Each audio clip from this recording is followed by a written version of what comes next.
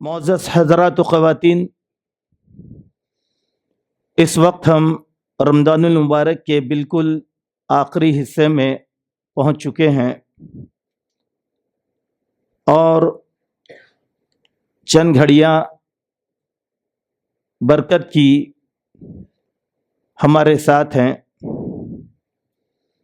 یقیناً ہم میں کے خوش قسمت لوگ وہ ہوں گے جنہوں نے اس مہینے کی عظمت کو سمجھا اور کثرت سے قرآن مجید کی تلاوت کیا ہوگا، کیونکہ یہ مہینہ نزول قرآن کا مہینہ ہے۔ قرآن کا تعلق ہر مسلمان سے انتہائی قریبی ہوتا ہے، قلبی تعلق ہوتا ہے۔ جتنا بھی گیا گزرا مسلمان ہو، وہ کسی نہ کسی طریقے سے قرآن مجید کی معرفت رکھتا ہے، چاہے تھوڑی ہو چاہے زیادہ ہو۔ لیکن ہر مسلمان کو یہ جاننا ضروری ہے کہ یہ قرآن جو ایک انقلابی کلام ہے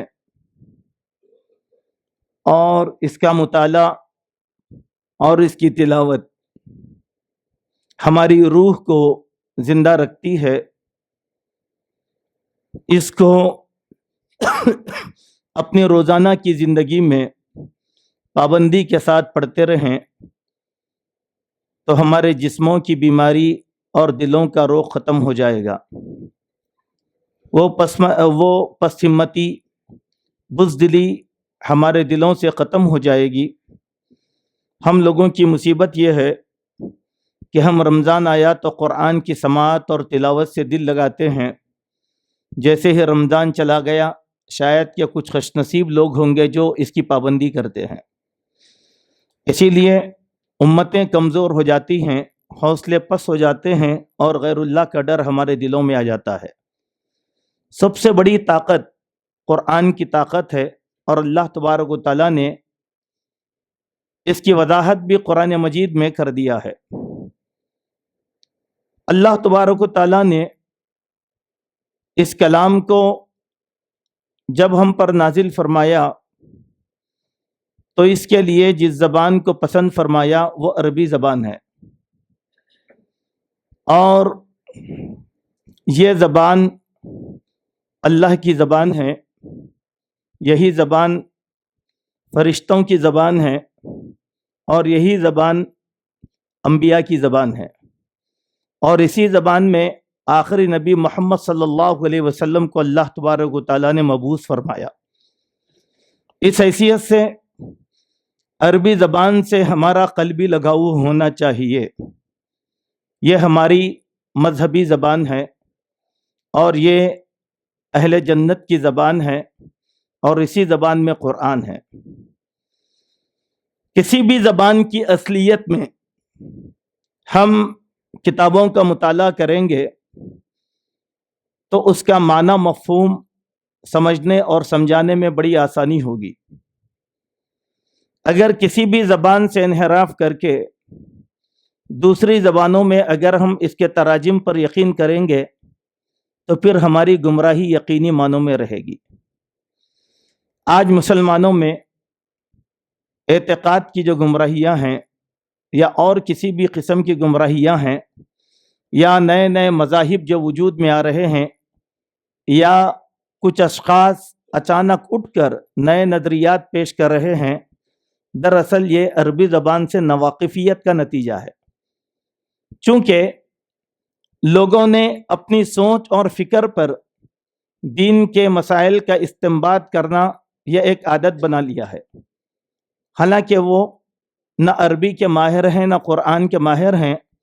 اسی لیے غلط استدلال کے ذریعے سے امت مسلمہ کو برگشتہ کرتے رہتے ہیں۔ اللہ تبارک و تعالیٰ نے قرآن مجید کو عربی زبان میں نازل فرما کر پوری دنیا پر احسان کیا، اور اس کی وضاحتیں خود اللہ تعالیٰ نے قرآن مجید میں کیا۔ جیسے اللہ तबारक व तआला ने इरशाद फरमाया, अलिफ लाम रा तिल्क आयातुल किताबिल मुबीन इन्ना अंज़लनाहु कुरआनन अरबिय्यन लअल्लकुम ताक़िलून। ये बड़ी मानाक़ेज़ आयत है जिसमें अल्लाह फरमाते हैं कि ये किताब मुबीन की आयत है और हमने कुरआन मजीद को अरबी ज़बान में नाजिल फरमाया ताकि लोग इसमें गौर फिक्र तदब्बुर के ज़रिए से नई नई चीज़ों का इख्तिरा कर सके, अपने जहन की वसअतों को फैला सके और कुरान में तदब्बुर कर सके। इस आयत का आखिरी फ़िक्रा यह बतलाता है कि गोया साइंसी तालीमात या दुनिया के इनकलाब का दारोमदार कुरान मजीद के ऊपर रखा गया है। उमूमन हम लोगों को यह बताया जाता है कि कुरान एक मुहतरम और मुक़द्दस किताब है। अगर हम कहें तब भी यह मुक़द्दस किताब है, अगर हम ना कहें तब भी यह मुक़द्दस किताब है। इसके तक़द्दुस से हटकर इसमें जो इनकलाब रखा गया है, जो तहक़ीक़ात रखी गई हैं, उन तहक़ीक़ात को समझना यह इल्म को बरूए कार लाना है।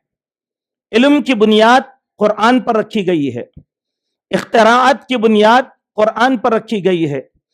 इसीलिए हम ये देखेंगे कि साइंस का इख्तिरा करने वाले, चाहे वो साइंस की कोई भी किस्म हो, वो कुरान मजीद और अरबी ज़बान के माहिर लोग थे।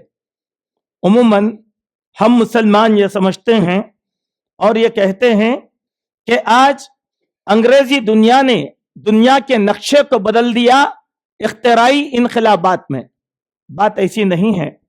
इसका आगाज अहले अरब ने किया और इसकी तहक़ीक़ात अरब के ज़रिए से की गई हैं, लेकिन हमारे मुताले में कमी है, इसीलिए हमने इसको पहचानने की कोशिश नहीं किया। आप पुराने असलाफ की सीरत को पढ़ें, चाहे वो अरब के हों, चाहे वो यूनान के हों, वो बड़े हुफ़ाज़ कुरान और मुफस्सिर कुरान थे, लेकिन उन्होंने साइंस में एक अजीब व गरीब इनकलाब बपा किया। ऐसी ऐसी चीज़ों से लोगों को वाकिफ़ करवाया जो लोगों के इल्म व इदराक में नहीं थी। यह कुरान मजीद का इनकलाब है। आप पढ़ कर देखें। इस दिन में कुछ किताबों की निशानदही मैं आपके सामने करता हूँ कि साइंसी तहक़ीक़ात जो कुरान मजीद से हम आहंग है। डॉक्टर सुलेमान उमर खुश ने इस किताब को अंग्रेजी में लिखा और इसका तर्जुमा हमारे हैदराबाद से उर्दू ज़बान में हुआ था। आप इसको पढ़कर देखें, कुरान का इनकलाब आपको मालूम होगा।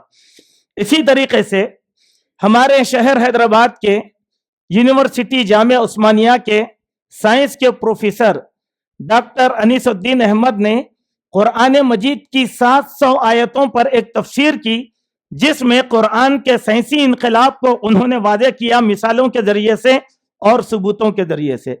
तो इसीलिए हर मुसलमान को सबसे पहले कुरान को थामना और अपनी मजहबी ज़बान को थामना यह सबसे ज़्यादा ज़रूरी है। अल्लाह तबारक व तआला ने एक और मकाम पर फरमाया सूरह राद में, वकज़ालिका अंज़लनाहु हुक्मन अरबिय्या वलइन इत्तबअत अहवाअहुम बाद मा जाअका मिनल इल्म। ऐ नबी, अल्लाह ताला ने अरबी ज़बान में एक हुक्म तुम पर नाजिल फरमाया, अगर आप इस इल्म को छोड़कर गैरों की पैरवी करोगे तो आपका मुआविन और मददगार कोई ना होगा। यानी अपने नबी को खिताब करके कुरान को बतौर हुक्म मानने का अल्लाह तबारक व तआला ने अल्लाह के नबी को हुक्म दिया। माने यह है, अगर किसी ने कुरान को छोड़ दिया तो इसका माना यह होगा कि अल्लाह ताला ऐसी कौम और ऐसे फर्द का कोई मुआविन और मददगार हरगिज नहीं होगा। तीसरे मुकाम पर अल्लाह तबारक व तआला इरशाद फरमाते हैं सूरह ताहा आयत नंबर 113 में, वकज़ालिका अंज़लनाहु कुरआनन अरबिय्या, इसी तरीके से हमने तुमको अरबी ज़बान का कुरान अता फरमाया। वसर्रफ़ना फ़ीही मिनल वईद, और इसमें वईदों को बार बार पलटा पलटा कर हमने बयान फरमाया। लअल्लहुम यत्तक़ून, ताकि लोगों के अंदर तकवा आए और अल्लाह तबारक व तआला का लोग खौफ खाएं। उसी के साथ देखें अल्लाह तबारक व तआला ने एक और मुकाम पर इरशाद फरमाया सूरह ज़ुमर आयत नंबर 27 में, وَلَقَدْ ضَرَبْنَا لِلنَّاسِ فِي هَذَا الْقُرْآنِ مِنْ كُلِّ مَثَلٍ، اس قرآن میں ہم نے ہر قسم کی مثالوں کو بیان کیا تاکہ لوگ نصیحت حاصل کریں. قرآناً عربیہ، عربی زبان کا قرآن، غیر ذی عوج، اس میں کوئی ٹیڑھا پن نہیں ہے. لعلہم یتقون، تاکہ لوگ متقی بن جائیں. قرآن میں، عربی زبان میں کوئی ٹیڑھا پن نہیں ہے، کوئی ٹیڑھا پن نہیں ہے. اسی لیے اللہ تبارک و تعالیٰ نے قرآن مجید کے لیے اس زبان کو پسند فرمایا. آگے دیکھیں سورہ فصلت آیت نمبر 3، اللہ تبارک و تعالیٰ ارشاد فرماتے ہیں کتاب تنزیل من الرحمن الرحیم، رحمان الرحیم کی جانب سے نازل کردہ یہ کلام. کتاب فصلت آیاتہ قرآنا عربیا لقوم یوقنون، ایک ایسی کتاب جس کی آیتیں مکمل تفصیل سے بیان کی گئی ہیں.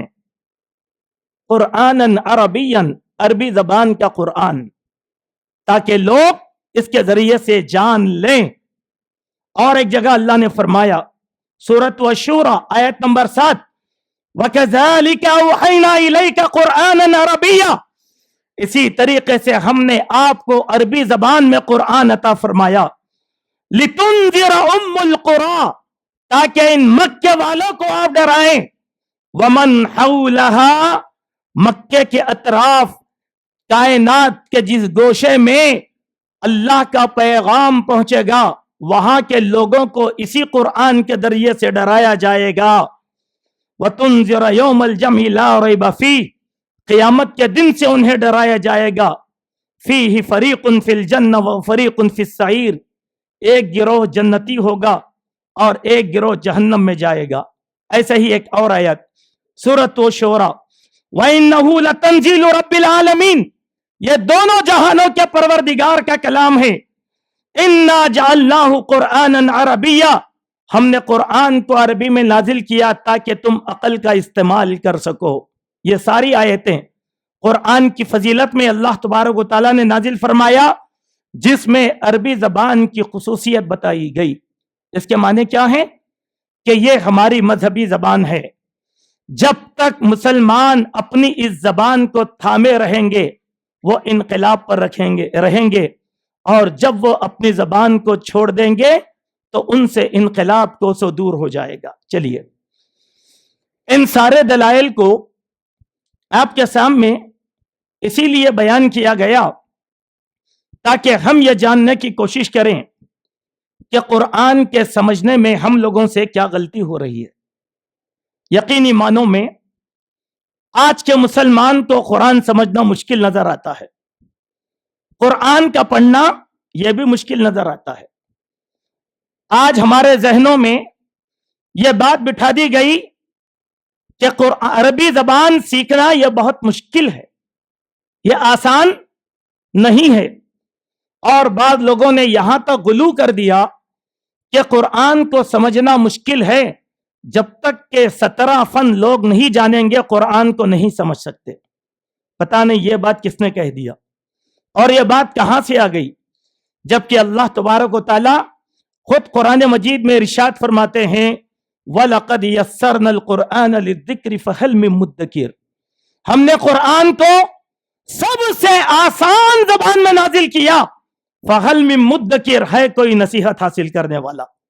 اللہ کہتے ہیں آسان ہے اور مسلمان سمجھتا ہے کہ یہ مشکل ہے. اللہ کہتے ہیں کہ اس کی تشریح آسان ہے، مسلمان یہ سمجھتا ہے کہ 17 علم سیکھنے تک میں قرآن نہیں سمجھ سکتا. دراصل یہ نعرہ، یہ آوازہ پھیلا کر مسلمانوں کو قرآن سے دور کر دیا گیا.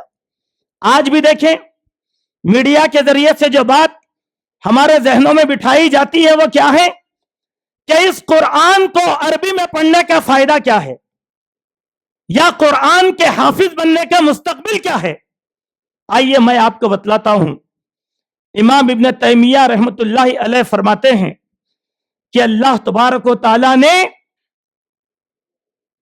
قرآن مجید میں 365 علوم بیان فرمائے ہیں.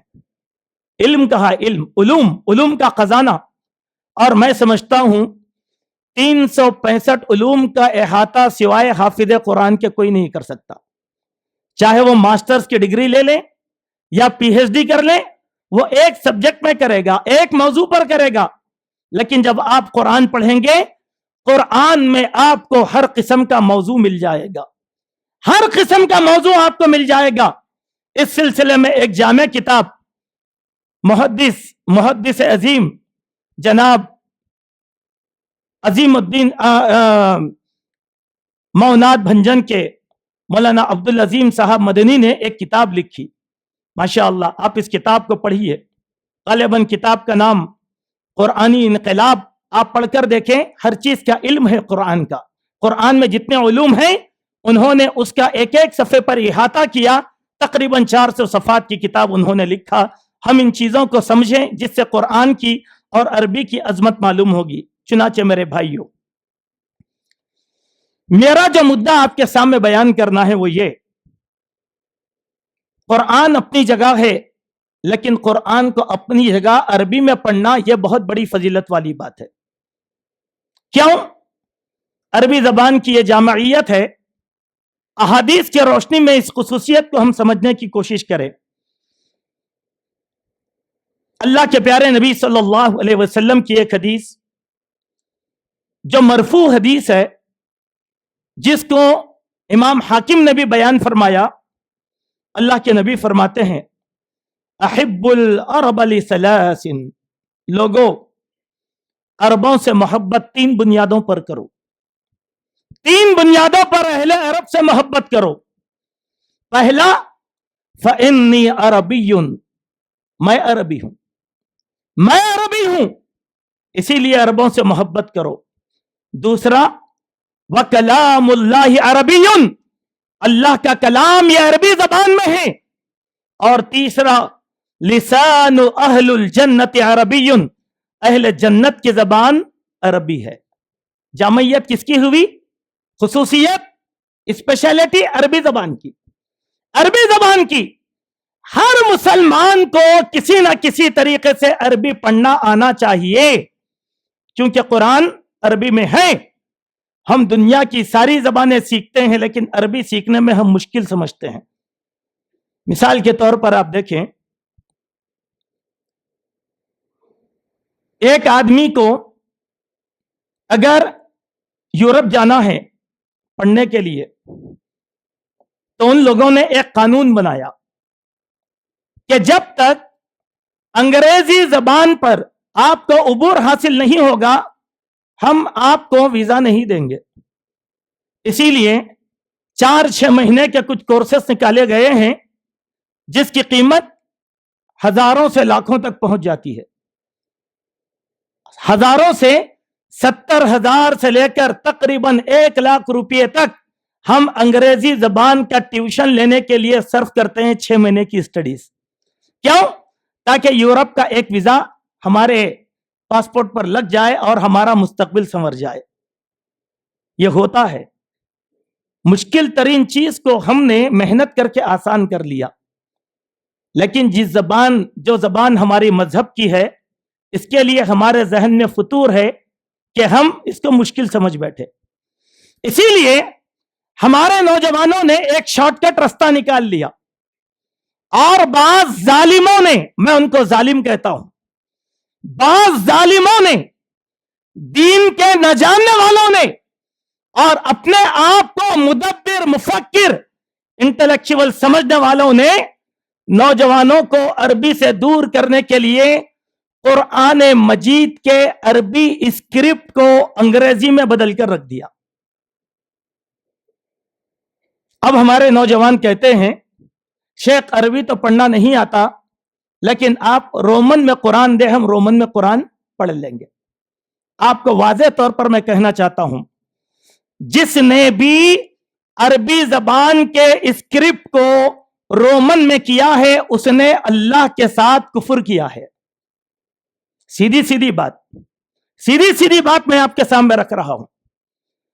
یہ عقل مندی نہیں ہے، یہ قوموں کا زوال اور مسلمانوں کو مذہب سے دور رکھنے کا ایک طریقہ ہے، اور یہ طریقہ ایسے ذہین لوگوں نے یہود اور نصارہ سے سیکھا ہے. یہود اور نصارہ سے یہ چیزیں سیکھا. یہ دلیل میری نہیں ہے، یہ دلیل احادیث میں آئی. میں آپ کو بخاری شریف کی ایک حدیث سناتا ہوں. بخاری شریف حدیث نمبر 4485. اس حدیث کے الفاظ ہیں: کان اہل الکتاب یقرؤون التوراۃ بالعبرانیہ.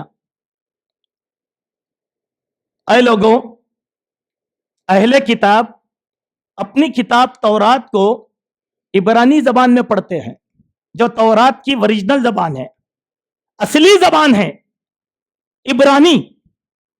اور اللہ کے نبی کے زمانے میں عبرانی کا وجود تھا. اسی لیے اللہ کے نبی نے صحابہ سے کہا، مجھے غیر مسلموں پر بھروسہ نہیں ہے، لہذا تم میں سے جو اہل علم ہیں عبرانی زبان کو سیکھ لے. حضرت زید نے 8 دن میں عبرانی زبان کو سیکھ لیا، اور اللہ کے نبی عبرانی زبان جاننے والوں کو عبرانی زبان میں خطوط لکھ کر بھیجا کرتے تھے. لکھنے والے حضرت زید تھے. عبرانی زبان تھی اس زمانے میں. یہ پوائنٹ کو اپنے ذہن میں رکھیں. پھر مسلمانوں کو بگاڑنے کے لیے وہ یہود کیا کرتے تھے؟ وَيُفَسِّرُونَهَا بِالْعَرَبِيَّةِ لِأَهْلِ الْإِسْلَامِ.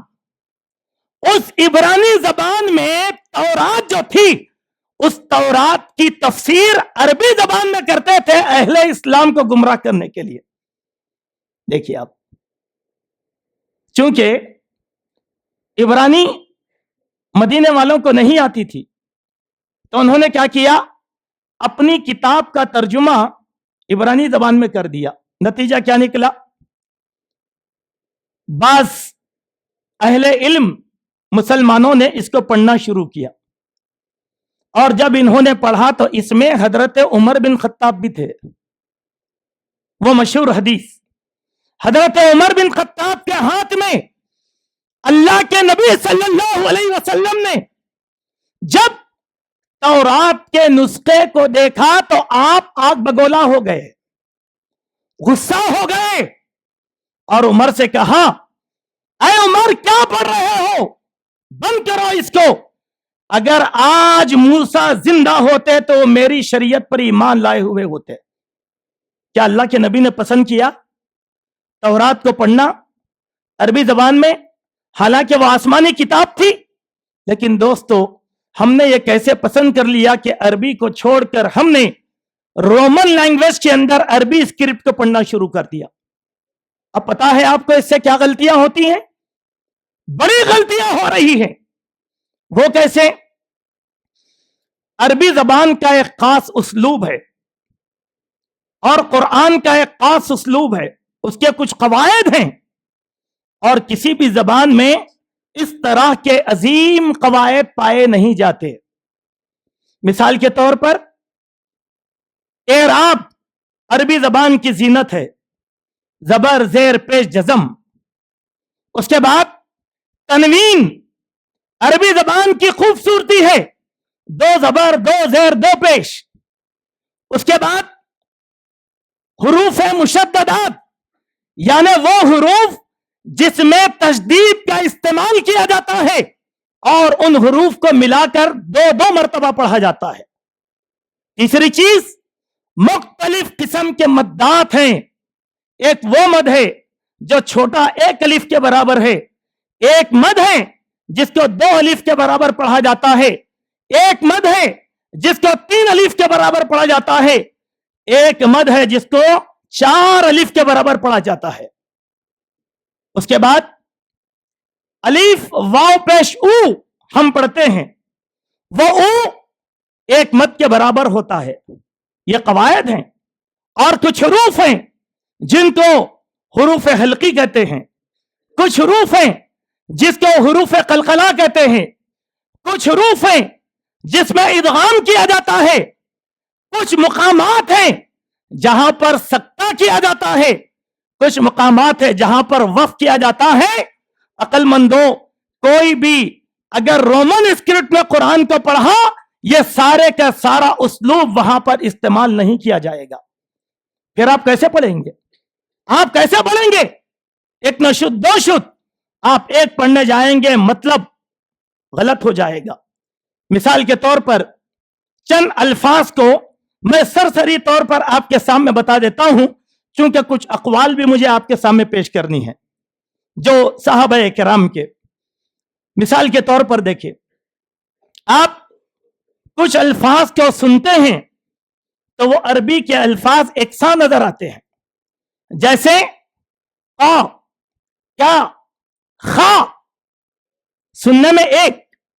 اب آپ انگریزی میں اس کا تلفظ ادا کریں گے تو 3 طریقے سے ہوگا، کے سی ایس، ہوا نا؟ لیکن یہ حروف کی ادائیگی عربی میں بڑی نزاکت کے ساتھ نکلتی ہے. کیا زبان بالکل اوپر اور نیچے، تارک اور اس کی جڑ، اس کے دونوں کے درمیان جب آتی ہے تو لفظ کا نکلتا ہے، کاف. لفظ قاف حلق سے نکلتا ہے، لفظ قا حلق سے نکلتا ہے. لفظ قا کو قلقلہ بھی کہا جاتا ہے. اب آپ بولیے، اگر آپ کا تلفظ غلط ہو گیا، آپ نے کے کی جگہ، کے میں قاف کی جگہ خا کو لکھ دیا، تو پھر یہ الفاظ کی معنویت تبدیل ہوئی کہ نہیں ہوئی؟ اسی لیے عربی کو اس کے اسلوب میں پڑھو، عربی کو اس کے اسلوب میں پڑھو. جو نوجوان اس بات کے عادی ہیں، میں ان کو اللہ کا واسطہ دیتا ہوں کہ وہ اس حرکت سے باز آ جائیں. اگر آپ کو عربی پڑھنے نہیں آتا، تھوڑا سا وقت نکالیے، اپنے حافظ قرآن کے ساتھ بیٹھیے، اپنے عالم کے ساتھ بیٹھیے، اور آدھا گھنٹہ، 15 منٹ، 1 گھنٹہ، انشاءاللہ بہت جلد آپ قرآن پڑھنا سیکھ جائیں گے. چھوٹے بچے جن کو عربی نہیں آتی، وہ 3 مہینے میں نورانی قاعدہ مکمل کرتے ہیں، چوتھے مہینے سے ناظرہ قرآن کی پریکٹس کرتے ہیں، 5 پارے ناظرہ سیدھا ہو گیا تو حفظ قرآن شروع کر دیتے ہیں. کیا ہم عمر کے اس حصے میں پہنچنے کے باوجود بھی ان چھوٹے بچوں سے گئے گزرے ہیں؟ سوچو، ہم لوگوں کی عادت کیا بن گئی میرے بھائی؟ چلو تم ادھر کو ہوا ہو جدھر کی. نہیں، یہ گمراہی کی دلیل ہے، یہ گمراہی کی دلیل ہے. اسی لیے ہم کو عربی زبان میں قرآن پڑھنا یہ بہت زیادہ ضروری ہے. اس کے بعد دیکھیے، ایک بات آپ کو بتانا چاہتا ہوں، جو لوگ عربی نہیں جانتے ان لوگوں کو یہ جاننا چاہیے قرآن کو عربی میں کیوں پڑھنا چاہیے. تدبر، تفکر کے لیے. اللہ کے نبی نے کہا، اگر کوئی آدمی الف لام میم پڑھتا ہے تو اس کو اللہ 30 نیکیاں دیتا ہے. ہم تو الف لام میم بول لیتے، لیکن الف لام میم کیسے پڑھا جاتا؟ الف لام میم، حروف مقطعات. یہ جتنے بھی حروف مقطعات ہیں سارے کے سارے مدات کے ساتھ پڑھے جاتے ہیں. کاف، ہا، یا، عین، صاد. آپ ایسا نہیں پڑھتے کاف ہا یا عین صاد، پورا غلط ہو جائے گا مانا، پورا غلط. اب آپ قرآن مجید میں طٰہٰ پڑھتے ہیں، کیسے پڑھتے تھا؟ طٰہٰ، ہوا نہیں. یہ اسلوب ہے، یہ اسلوب ہم اس کو پڑھ نہیں سکتے. ایک بات یاد رکھو، جب ہم مر جائیں گے اللہ تبارک و تعالیٰ قبر میں ہم سے سوالات کریں گے. فرشتے آئیں گے، سوالات کریں گے. کون سی زبان میں سوال ہوگا؟ عربی میں. یہ دلیل ہے اس حدیث میں. کہا من ربک؟ ربی اللہ. ما دینک؟ دینی الاسلام. من نبیک؟ نبی محمد صلی اللہ علیہ وسلم. ایک نیک اور صالح آدمی یہ جواب دے دیا. فرشتوں نے ان کو جنت کی خوشخبریاں سنا دی اور سنا کر کہا، چلو اللہ نے تمہارے لیے جنت مقدر کر دیا ہے، اب آرام کرو. وہ جاتے جاتے اس نیک بندے سے ایک سوال کریں گے، اچھا بھائی صالح بندے، یہ بات بتلاؤ تم کو یہ جوابات کیسے معلوم ہوئے؟ یہ چوتھا سوال بھی ہے وہاں پر. کہا تم کو یہ سوالات کے جوابات کیسے معلوم ہوئے؟ وہ کہے گا میں قرآن پڑھتا تھا، قرآن کو سمجھتا تھا، قرآن پر عمل کرتا تھا، جس کی وجہ سے یہ سوالات میرے لیے آسان ہو گئے. اب بتاؤ دنیا میں قرآن عربی میں تو پڑھنا ہے نا، تبھی تو خبر کے سوالات آسان ہوں گے. پھر یہ غفلت ہم نے کیوں کر لیا بھائی؟ ایک عقل مند نے کیا کیا؟ انگریزی میں قرآن کا رومن کر دیا. دوسرے عقل مند نے کیا کیا؟ انگریزی کے علاوہ قرآن کے عربی اسکرپٹ کو تیلگو زبان کے اندر منتقل کر دیا، جو سب سے مشکل کام تھا. کیا کر رہے ہیں ہم قرآن کے ساتھ؟ اسی لیے قرآن میں اللہ نے فرمایا قیامت کے دن رسول اکرم صلی اللہ علیہ وسلم کھڑے ہو جائیں گے اور اللہ سے شکایت کریں گے. وقال الرسول یا ربی ان قوم اتخذوا هذا القرآن مہجورا. اے اللہ، یہ وہی قوم ہے جس نے قرآن مجید کو دنیا میں مذاق کا سبب بنا لیا تھا. یہ مذاق ہے قرآن مجید کا، یہ قرآن مجید کا مذاق ہے. اسی لیے میرے بھائیوں، حضرت عمر بن خطاب رضی اللہ عنہ فرمایا کرتے تھے اے لوگو، تم سنت کو تھام لو اور عربی زبان کے اسلوب کو سیکھو، کیونکہ یہ امور دین میں سے ہے، کیونکہ یہ دین کے کاموں میں سے ایک کام ہے. حضرت عمر کا ایک قول اس طریقے سے نقل کیا گیا، عربی جاننے والوں کے علاوہ کوئی بھی شخص قرآن مجید کی تعلیم ہرگز نہ دے. دیکھیے آپ حضرت عمر کتنے سخت تھے اس مسئلے میں. عربی آتی قرآن پڑھاؤ، عربی نہیں آتی قرآن پڑھانے کی اجازت نہیں ہے. کیوں؟ اس کو معلوم ہی نہیں ہے تو کیا پڑھائے گا؟ وہ اصولوں کو غلط کر دے گا، تلفظ کو غلط کر دے گا، اور بچوں کے ذہن میں جو بیٹھ جاتا ہے وہ کبھی نکلنے والا ہرگز نہیں ہوتا. اسی طریقے سے حضرت عبداللہ بن عباس رضی اللہ عنہ بیان فرماتے ہیں جب تم سے قرآن کے نادر وہ غریب لغت کے بارے میں سوال کیا جائے تو اس کو عربی زبان کے اشعار میں، اس کے دیوان میں اس کو تلاش کرو. سبحان اللہ، عربی کو مت چھوڑو. عربی کو چھوڑیں گے تو گمراہی ہو جائے گی. آخری بات، آج جتنے گمراہ لوگ جس کے ہم مقلد بنے ہوئے ہیں وہ سارے کے سارے وہ لوگ ہیں جن کو عربی اسلوب نہیں آتا، لیکن خیالی قلابازیوں کے ذریعے سے انہوں نے ہمارے نوجوانوں کی ایک بڑی تعداد کو مرتد کر دیا ہے، منحرف کر دیا ہے. شیخ محمد کا فتنہ یہی ہے، مرزا احمد کا فتنہ یہی ہے، مرزا انجینئر کا فتنہ یہی ہے، جو کسی اداروں سے، معلمین سے عربی نہیں سیکھے لیکن انہوں نے فتوے دینا شروع کر دیا، خود بھی گمراہ ہوئے اور کائنات کے ہزار لوگوں کو بھی انہوں نے گمراہ کر دیا. لہذا میرے بھائیوں، میں دوبارہ آپ کو نصیحت کرنا چاہتا ہوں، عربی زبان ہماری مذہب کی زبان ہے، قرآن کی زبان ہے، جنت کی زبان ہے، قبر کے سوالات کی زبان ہے. لہذا ہم عربی زبان کو سیکھیں، مرد بھی سیکھیں، عورتیں بھی سیکھیں، اپنے بچوں کو عربی میں سکھائیں. قرآن کے تلفظ کو کسی دوسری زبانوں کے رومن کا سہارا لے کر سیکھیں گے، آپ بھی گمراہ ہو جائیں گے، نسلیں بھی گمراہ ہو جائیں گی.